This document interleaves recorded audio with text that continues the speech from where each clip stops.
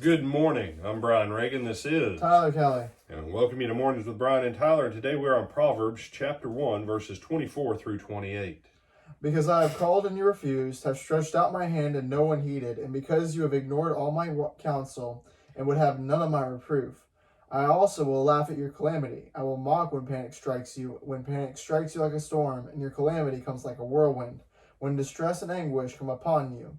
Then they will call upon me, but I will not answer. They will seek me diligently, but will not find me. All right. So what we have going on here, the key word here is reproof. Yesterday in verse 23, wisdom said, give heed to my reproof.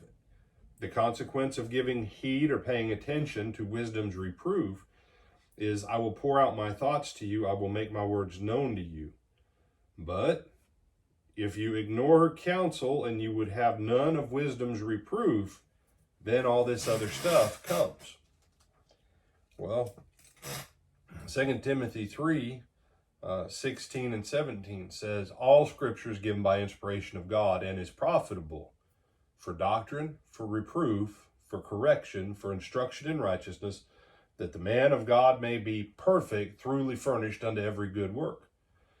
So if I teach Tyler something and I send him out and he comes back the next day and says, all right, I got the lesson, and I teach him again something else, but I don't check what he had from the day before, how do I know if he's getting it right or not?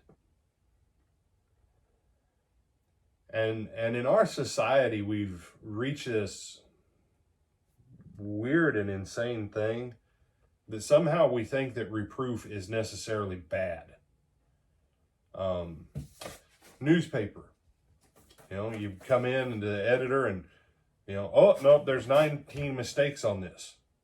First of all, Jim didn't murder Jane. Jim married Jane. Well, yeah, that's called a proof. It goes and the editor double checks it for errors. That's what wisdom says.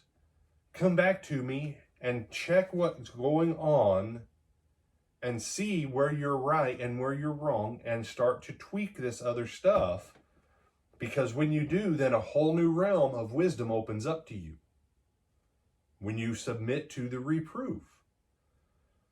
And so, Timothy says reproof, then correction.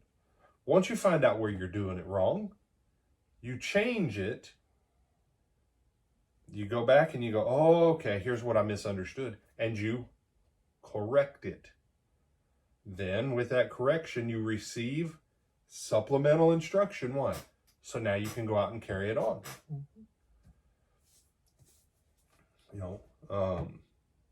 Lord willing, should be probably in about another week, starting to teach martial arts again.